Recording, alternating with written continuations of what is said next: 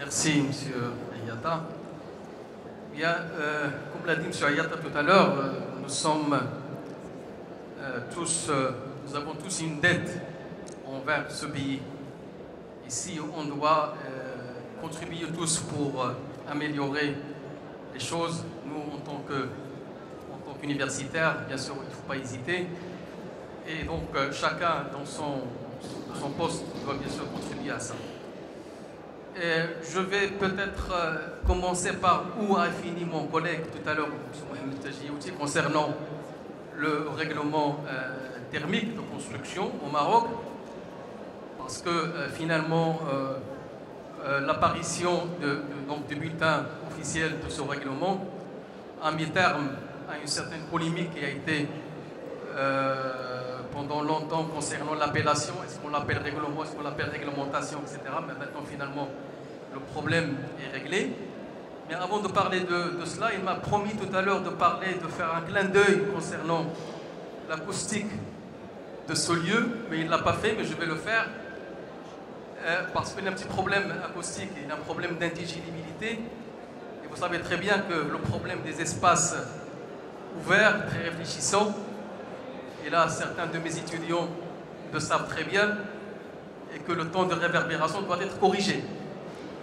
Mais il y a aussi, en parallèle de ce règlement thermique, au Maroc, il y a un autre règlement qui est en préparation, qui est le règlement acoustique, qui est en charge par le ministère de l'Habitat et qui va bientôt sortir, bien sûr, aussi, et qui va aussi essayer de mettre les choses bien comme il faut, parce que c'est un problème aussi de point de vue acoustique. Bien, comme j'ai dit, je vais commencer par le plan, par ce règlement thermique. Donc je vais parler rapidement de l'approche prescriptive, donc c'est l'approche la plus simple. Donc M. Tajioudi l'a détaillé, donc je ne vais pas m'attarder sur ça. Je vais parler aussi de la conductivité thermique des matériaux, de la résistance thermique des matériaux, du coefficient U de manière très, très rapide, et puis de la méthodologie normalisée pour effectivement obtenir ces propriétés thermiques, et surtout aussi la corrélation avec la masse volumique, parce que c'est très important, on le néglige souvent, mais il faut en tenir compte. Et puis je vais finir par les principales techniques normalisées de mesure. Alors, comme vous savez, le règlement est sorti dans le bulletin officiel le 6 novembre 2014.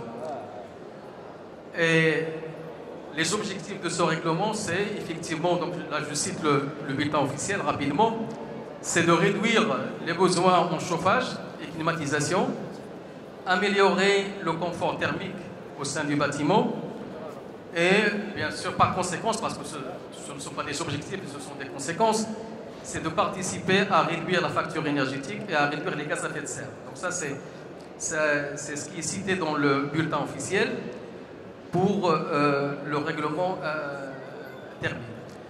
Mais il y a un aspect très important qui passe inaperçu, c'est qu'au sein de ce règlement, donc dans le bulletin officiel, il est spécifié de créer un comité national de l'efficacité énergétique de nos bâtiments.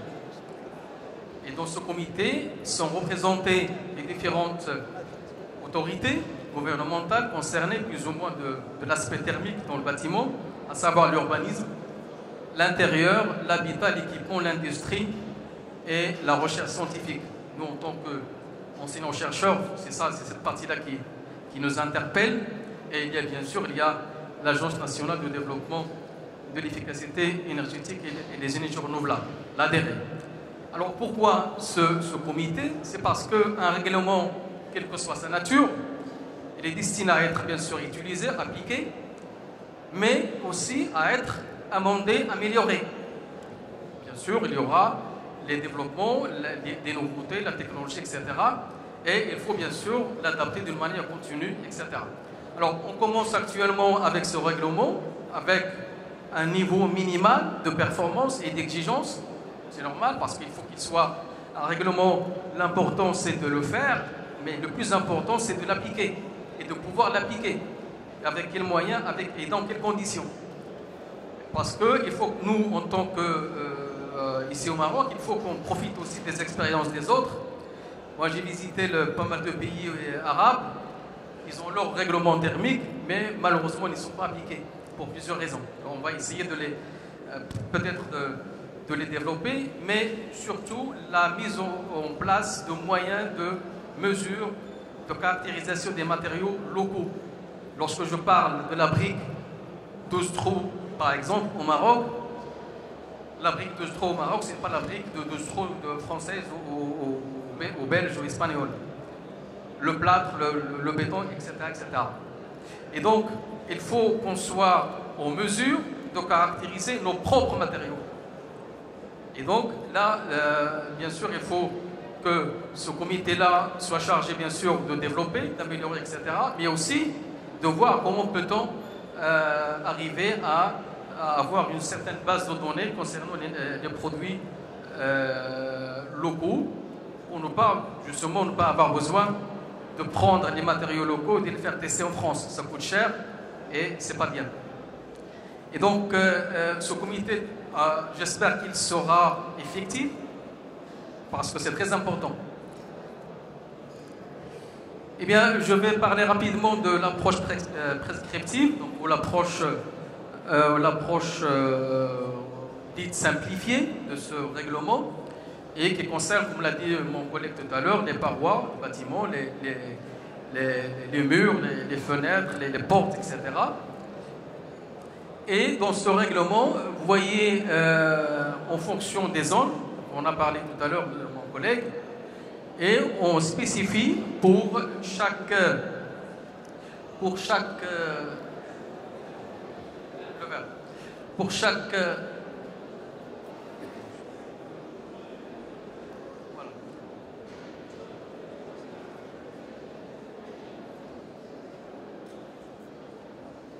c'est bon.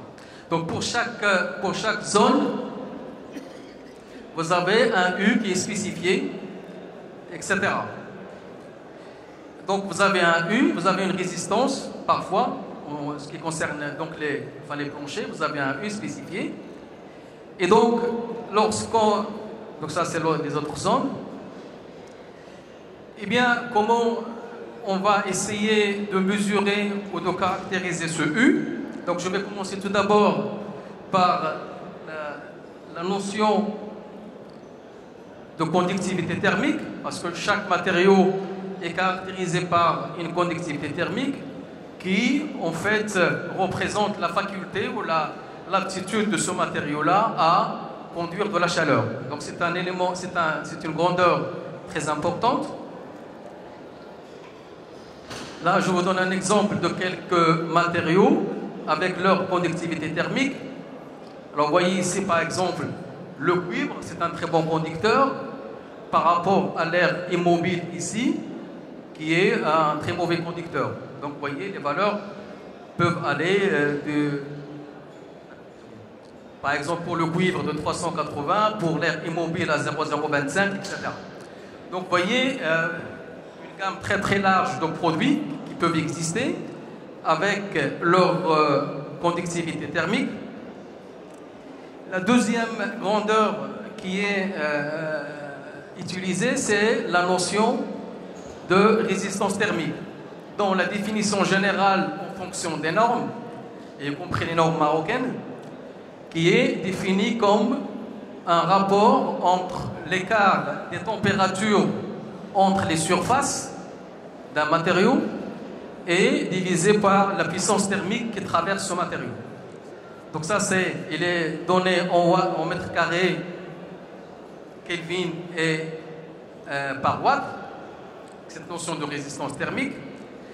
Donc pour pouvoir avoir cette résistance, il va falloir déterminer les températures de surface d'un vitrage, par exemple, d'une porte, d'un mur, etc.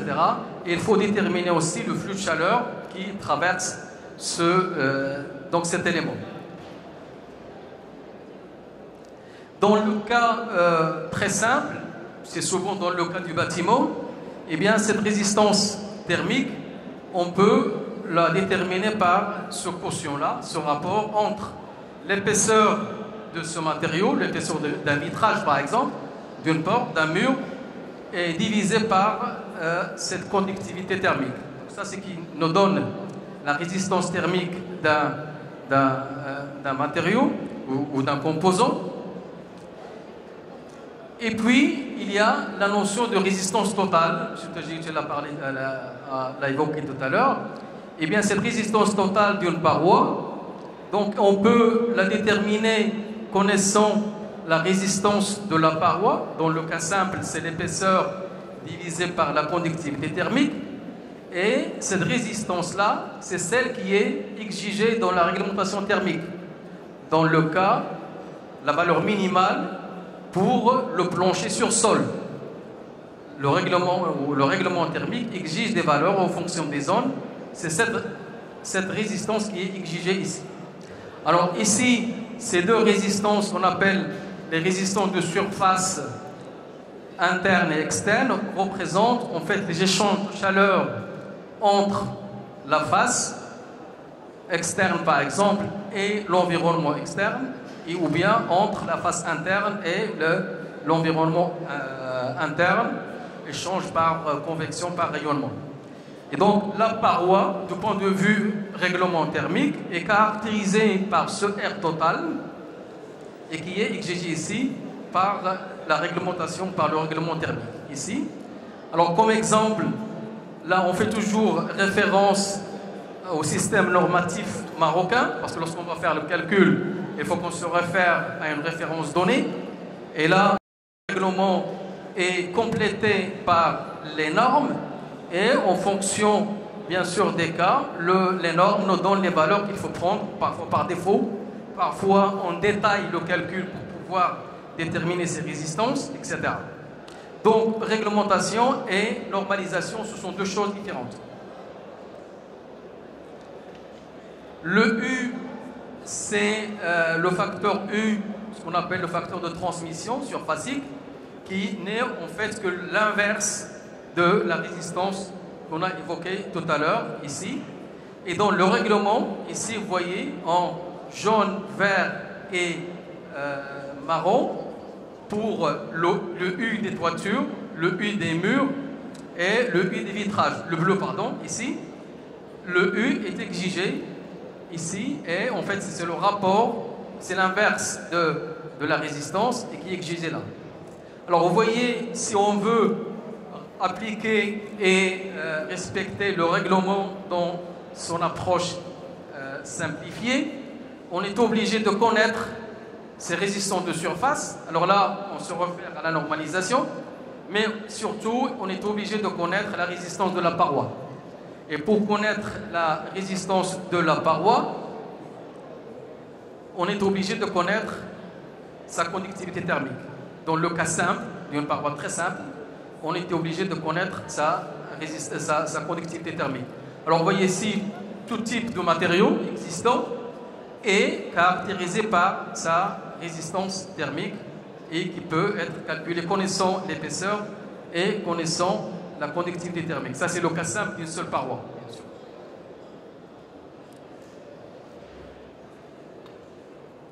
Donc, lorsqu'on veut connaître cette conductivité thermique, eh bien, les matériaux de construction, que ce soit ici, vous avez un exemple de liège de la Foer Marmora, vous avez les briques et tout ce que vous voulez, ici vous avez un isolant, eh bien, ces matériaux-là sont le siège de plusieurs phénomènes thermiques, convection, rayonnement, conduction, et qui font que lorsqu'on veut faire une mesure, en fait, on ne mesure pas la conductivité thermique intrinsèque, réelle. On mesure ce qu'on appelle une conductivité thermique apparente, qui est là, qui tient compte en fait des différents phénomènes, pas uniquement de la conduction de la chaleur, mais aussi le rayonnement et la convection.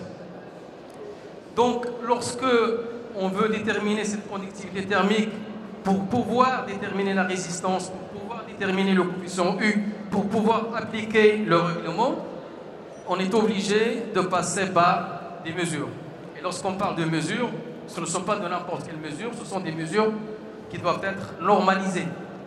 De telle sorte que lorsqu'on va, par exemple, appliquer le règlement à Rabat, la zone thermique numéro 1, ou bien dans une autre zone thermique, il faut qu'on parle tous de la même chose.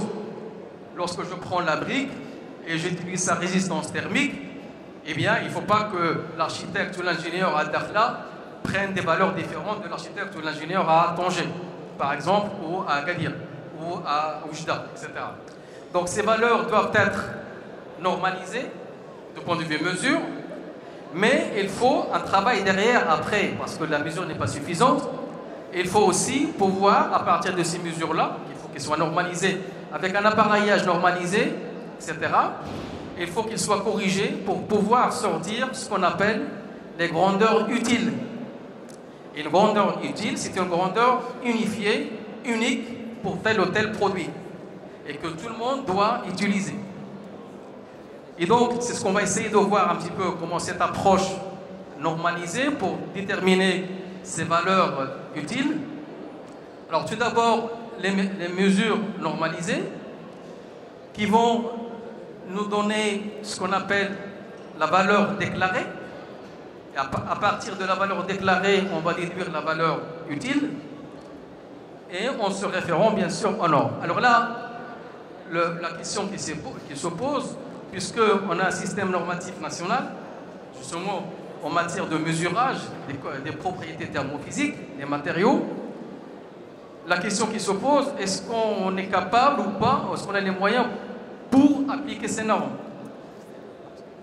Alors les normes, bien sûr, ce sont des normes qui sont officielles, sorties, publiées dans le bulletin officiel, et donc tout mesurage doit respecter ces normes. Et donc, ce schéma vous montre ici, vous avez un matériau au milieu qui possède un certain nombre de caractéristiques, ce qu'on a parlé, la conductivité thermique, la résistance ou bien le coefficient de transmission U. D'un autre côté, nous avons le règlement qui fixe les exigences, on les a vues tout à l'heure, pour le U par exemple, pour le R. Mais d'un autre côté, vous avez la normalisation. Les normes, ce sont des textes qui vont nous montrer et nous dicter, nous obliger même de comment faire la mesure ou bien comment faire les calculs. Donc, et parfois vous avez un lien entre le système normatif, les normes et la réglementation. La réglementation puise ces techniques du système normatif. Alors nous avons un règlement, un premier règlement. Alors si on compare ce règlement par exemple par rapport au règlement des réglementations plutôt étrangères comme la réglementation française, belge, allemande, ou américaine, etc. Si vous regardez les textes, ils sont beaucoup plus développés et très détaillés. De point de vue calcul, de point de vue méthodologie, etc. Mais leurs techniques de calcul sont toujours épuisées des normes. Et donc, c'est très important, bien sûr, de mettre en place un règlement, mais aussi, il faut aussi pouvoir appliquer ces normes. Alors, lorsqu'on revient maintenant à ces normes, j'ai parlé tout à l'heure de la conductivité, c'est un élément clé pour avoir la résistance thermique. Eh bien, les normes marocaines, moi je vous cite ici une seule norme, c'est la norme marocaine en ISO 10456 de 2007, et qui nous dit que pour mesurer cette conductivité thermique déclarée, il faut deux conditions de référence. La première, c'est une condition en température, qui est une référence de 10 degrés. Cela veut dire que lorsque vous faites la mesure, il faut que votre échantillon ait une température moyenne de 10 degrés. Et la deuxième référence, c'est 23 degrés. Alors dans la pratique, en fait, c'est une norme ISO qui est appliquée dans pas mal de pays européens. Dans la pratique, on travaille avec la première température de référence qui est de 10 degrés. et puis à un taux d'humidité, enfin de référence aussi, soit à l'état sec, soit avec un état de 50% d'humidité. Là aussi, dans la pratique, on travaille toujours à l'état sec. Donc, dans la pratique, plutôt, on travaille toujours à 10 degrés et à l'état sec. Maintenant, au niveau des échantillons, pour que les mesures soient représentatives, on choisit entre 10 et 20 échantillons. Et là, c'est la norme marocaine qui est en ISO 8301 et 8302, qui détaille en général la méthode de préparation d'échantillonnage, etc. Et qui fait référence à une norme qui n'est pas encore marocaine, mais une norme ISO 3207, comme on fait le calcul statistique. Eh bien, la valeur déclarée, c'est-à-dire vous prenez 20 échantillons, vous faites la mesure, et puis vous prenez 90%, donc avec un intervalle de confiance de 90%, c'est-à-dire la valeur que vous allez retenir à la fin représente 90% de la production. C'est ça la valeur déclarée. Et donc, lorsque on obtient cette valeur déclarée, il va falloir la corriger en humidité et en température. Alors, déjà, avant de la corriger, lorsqu'on parle de l'état sec, ça paraît un peu anodin, mais là aussi, il faut le respecter. C'est-à-dire, en état sec, il faut tout d'abord prendre le matériau, il faut qu'il soit séché à 70 degrés, plus ou moins 5 degrés. Il faut qu'il soit préparé dans une ambiance avec une température de 20 degrés, plus ou moins 2 degrés, etc. Avec un taux d'humidité de 65%, etc. Donc ça, c'est très, très spécifique et très exigeant en matière de préparation des échantillons. Après, on va le chauffer à 70 degrés jusqu'à ce que la température soit fixe et soit constante. Il y a aussi un autre aspect qui est évoqué, mais très rapidement dans la norme, c'est le vieillissement. Alors en fait, le vieillissement ne concerne presque que les échantillons, les matériaux plutôt isolants, comme le polystyrène expansé ou le polystyrène extrudé, et qui contient parfois des gaz qui sont volatiles, là où il y a le risque que le gaz échappe à l'extérieur ou bien soit absorbé par la matrice. Et là, les performances de la conductivité thermique du matériau se détériorent, se dégradent en fonction du temps. Donc il va falloir vieillir le matériau. Alors dans le cas par exemple du polystyrène, c'est à peu près 20 ans, 30 ans. Donc on ne va pas attendre 20 ans à 30 ans puis après faire les mesures. Il y a d'autres techniques de vieillissement artificiel. On mesure et puis on prend ces valeurs-là. Alors les normes marocaines ne parlent pas de vieillissement. Donc on ne va pas s'attarder sur cet aspect-là.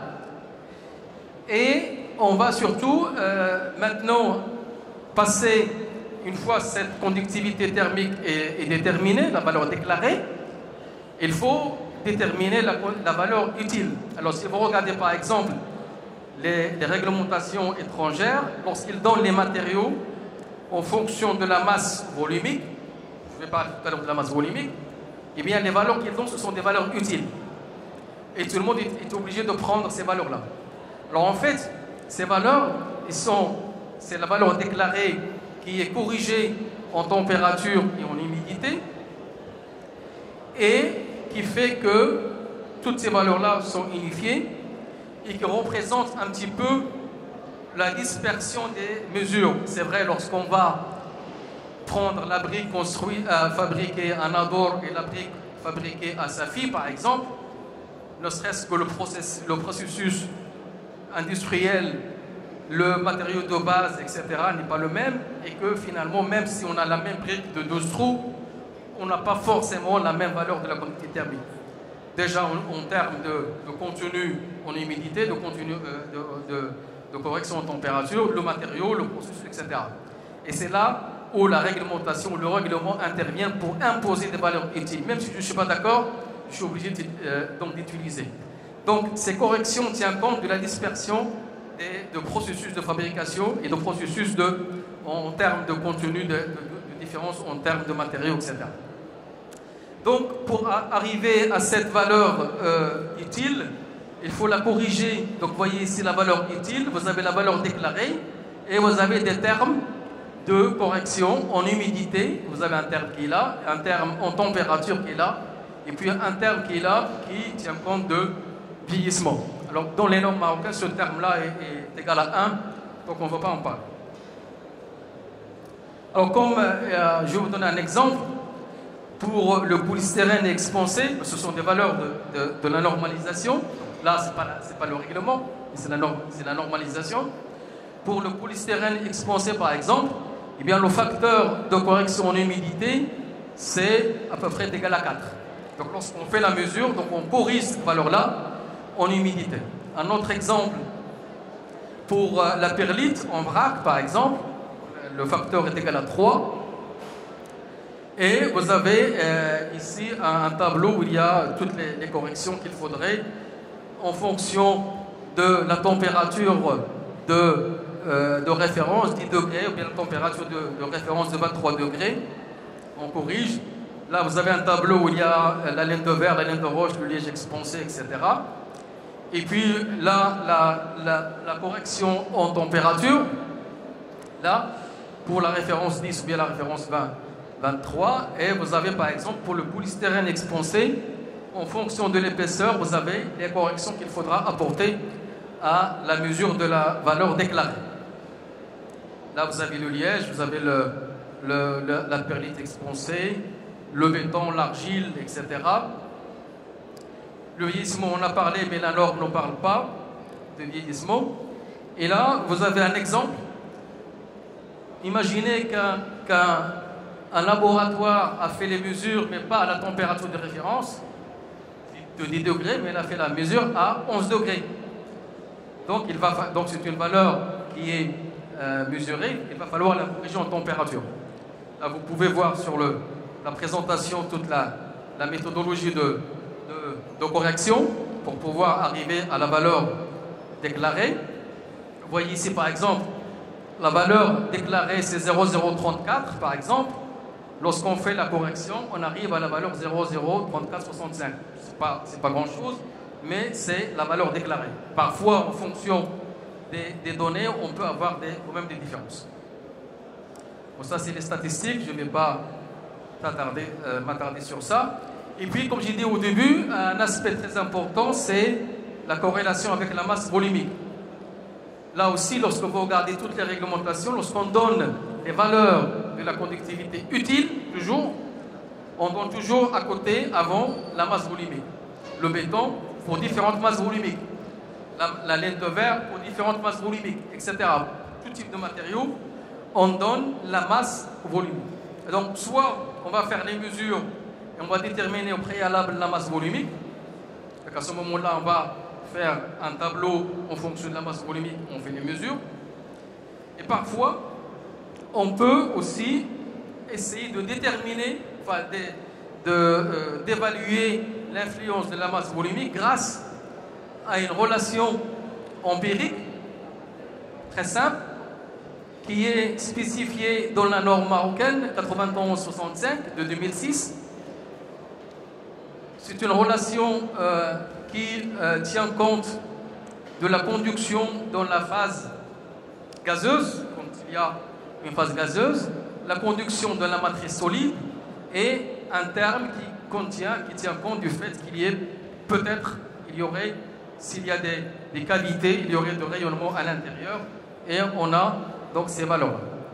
Donc on peut essayer de prévoir l'influence de la masse volumique en fonction de cette relation empirique, je répète, qui permet de faire le lien entre la masse volumique et la conductivité thermique apparente, après déclarée, après utile.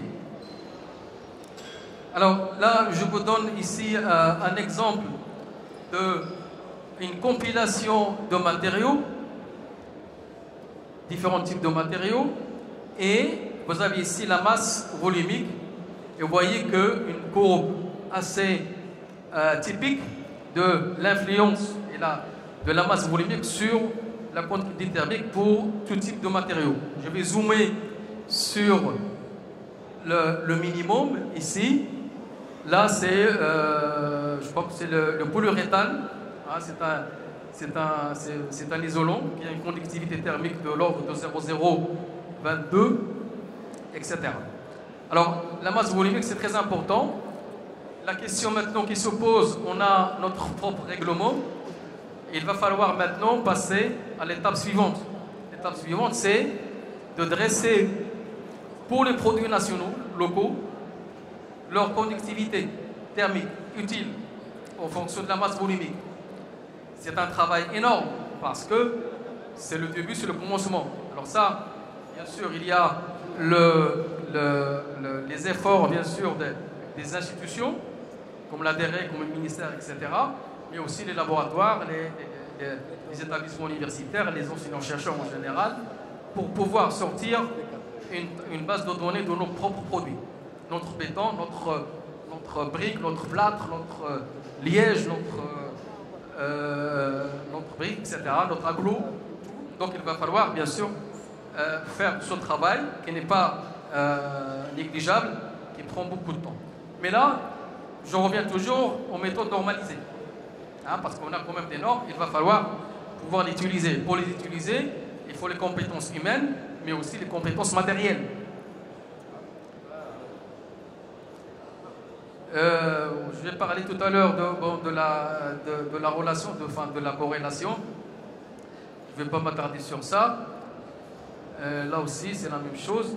Là, je vous donne uniquement un exemple de la laine de verre. Donc, la corrélation entre la laine de verre. Vous voyez que la laine de verre, parfois on dit la conductivité c'est 0,034, mais en fait, on oublie souvent de dire à quelle masse volumique. C'est très important parce que vous voyez l'évolution de la masse volumique en fonction de la conductivité thermique en fonction de la masse volumique. Donc ça ne veut rien dire de dire une valeur sans spécifier à quelle masse volumique. Là, la laine de roche. Là, c'est le polystyrène expansé aussi, l'influence de la masse volumique. Ça, c'est la laine de verre aussi de tout à l'heure. Et puis, j'ai parlé tout à l'heure, et je vais finir par ça, des moyens de mesure. Quand on parle de lambda déclaré, donc j'ai évoqué rapidement la méthodologie. Donc, il faut bien sûr avoir les moyens de mesurage. Et parmi les méthodes normalisées, il y a la première méthode, qui est la méthode qu'on appelle la méthode fluxmétrique, qui en fait consiste rapidement à avoir deux ambiances, une chaude et une froide, un échantillon à tester et on va dire, une résistance chauffante rapidement qu'on va mettre ici et qui va diffuser un flux de chaleur à travers l'échantillon. Et on peut déterminer cette conductivité thermique de l'échantillon grâce à cette expression, connaissant les températures ici et là, et on peut donc déterminer cette conductivité thermique. Alors, cette méthode nécessite un étalonnage au préalable, c'est-à-dire il faut avoir un étalon dont la conductivité thermique est déjà connue, préalable. C'est un peu délicat, donc il faut faire un étalonnage très sérieux pour pouvoir déterminer cette conductivité thermique. La deuxième, bon, là c'est disons, on va dire la reproductibilité de cette méthode, à peu près de 1% avec une précision plus ou moins 3%, si l'étalonnage est fait correctement. La deuxième méthode normalisée, alors la première méthode et cette deuxième méthode, qui est la méthode de la plaque chaude gardée, c'est une méthode normalisée spécifiée dans les normes marocaines. D'accord ?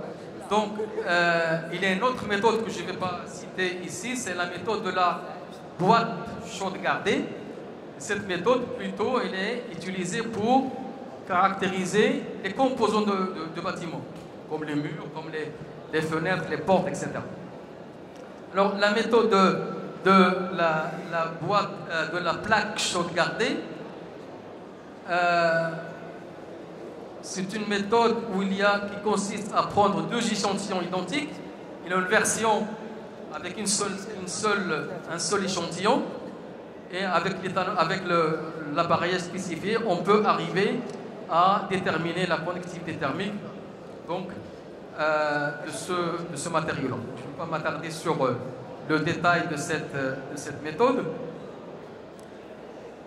Et là, c'est la version avec un seul échantillon de la méthode de la plaque chaude gardée, qui est aussi normalisée. Et à titre de comparaison entre les deux méthodes que je viens de citer, la norme marocaine ne spécifie que pour la première méthode fluximétrique, l'échantillon pour l'étalonnage, il faut qu'il soit étalonné par la deuxième méthode. Autrement dit, la première méthode ne peut pas être plus précise que la deuxième méthode. Alors parfois, les distributeurs de matériel de la méthode fluximétrique, parfois ils avancent des précisions parfois théoriques, alors qu'en fait, ils ne peuvent pas, la méthode ne peut pas être plus précise que la méthode de la plaque chaude gardée parce que l'étalon est étalonné par la méthode de la plaque chaude gardée. Une autre méthode, mais qui n'est pas normalisée, c'est la méthode la méthode des boîtes, dont on dispose à l'école supérieure de technologie. Donc on a d'autres méthodes aussi. La méthode des boîtes consiste à avoir une capacité régulée en température, une ambiance froide. Ici, une ambiance chaude avec un film chaud, et l'échantillon est là. Puis on va envoyer un flux de chaleur et on va déterminer la température de part et d'autre de la surface de l'échantillon, la température chaude interne, la température externe, et grâce à ça, on peut remonter à la conductivité thermique. Voilà. Merci pour votre attention.